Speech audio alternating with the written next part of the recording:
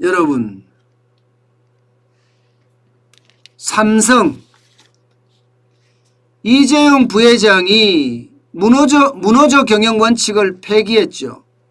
그 선언을 한 이후에 첫 파업이 일어났습니다. 삼성 디스플레이 노조입니다. 삼성 디스플레이 노조에서 지금 간부들을 중심으로 해서 6명이 선제 파업을 시작을 했습니다. 6명이. 야, 이거를 보니까 참 깝깝하네요. 기업이라는 것은 자율이 굉장히 중요하거든요. 기업에게 자율이 있어야지 연구개발도 열심히 하고 또 연구개발된 제품을 가지고 전 세계 판매도 열심히 하고 그러면 국부가 쭉쭉쭉쭉 늘어나는 게 이게 기업입니다. 그래서 기업은 그 어느 때보다가 자율이 핵심이 돼야 됩니다.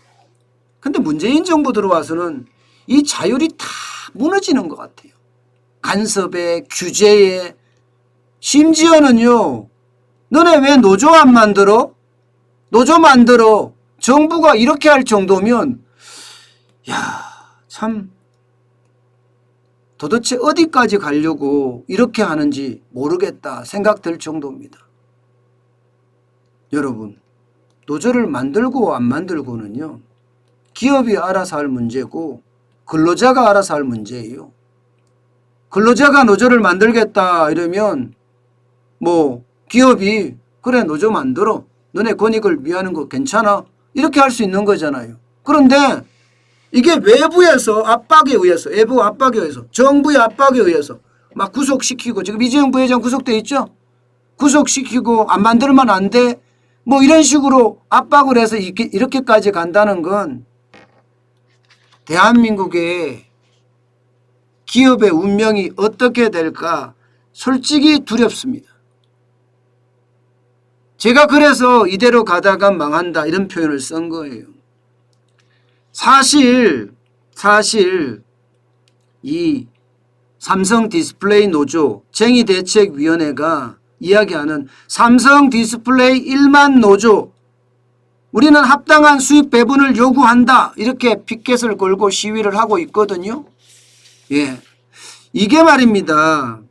노조 측에서는 지금 6.8% 기본급을 인상을 해달라고 하는 거고 회사 측에서는 아니야. 기존 노사협의회가 삼성은 노사협의회가 따로 있습니다. 삼성은 노사협의회가 노사협의회 문화를 계속 지켜왔거든요. 노사협의회가 노조는 아니에요. 노사협의회 진짜 그 말 그대로 여기서 합의했던 거 4.5%를 지키겠다 이거예요. 4.5%는 사실 차이가 얼마 안 나죠. 6.8%하고 4.5%면 2.3% 격차밖에 나지 않습니다.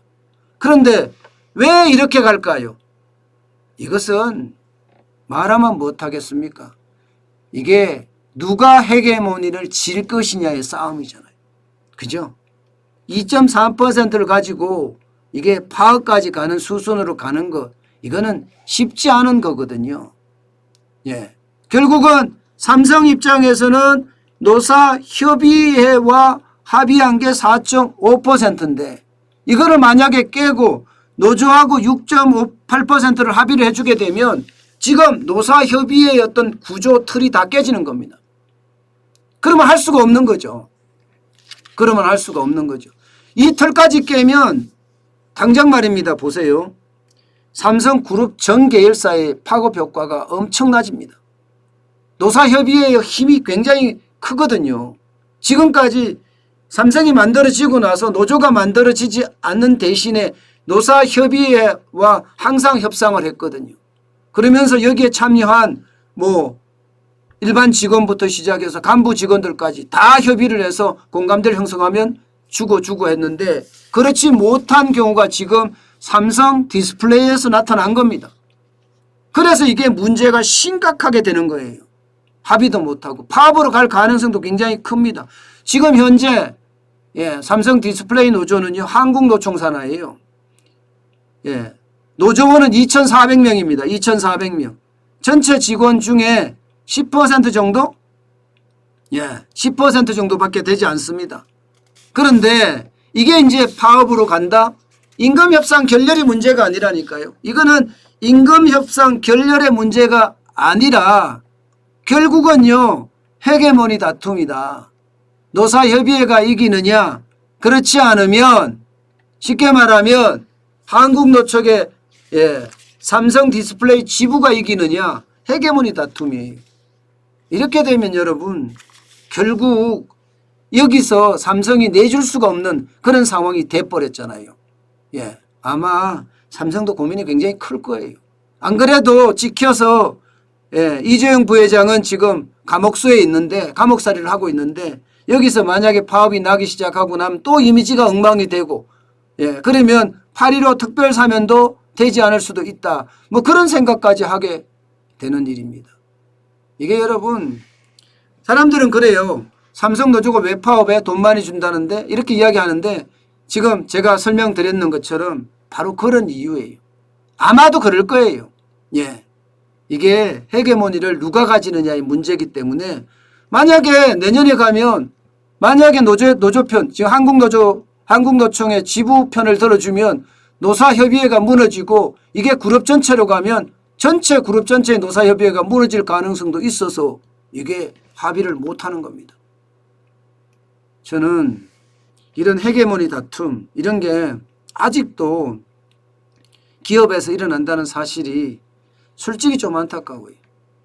솔직히. 결국 삼성 같은 글로벌 기업에서도 대한민국에 유일하게 노조가 없는 삼성이었는데 정부가 다그쳐서 결국 노조 만들고 이제 파업까지 갖는 그런 사례가 된 것 같습니다.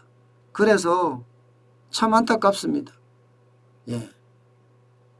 제발 삼성그룹 전체로 번지지는 않아야 될 텐데 아마 한번 시작한 것은 또 어떻게 될지 이거는 모르는 일입니다. 그렇게 되면 삼성도 노조의 어떤 쉽게 말하면 괴롭힘이라고 이야기해야 되나요? 정치적인 괴롭힘? 이런 것들이 생길까 솔직히 좀 두려워요. 그렇게 됐을 땐 삼성도 힘들어지거든요. 참 안타깝습니다.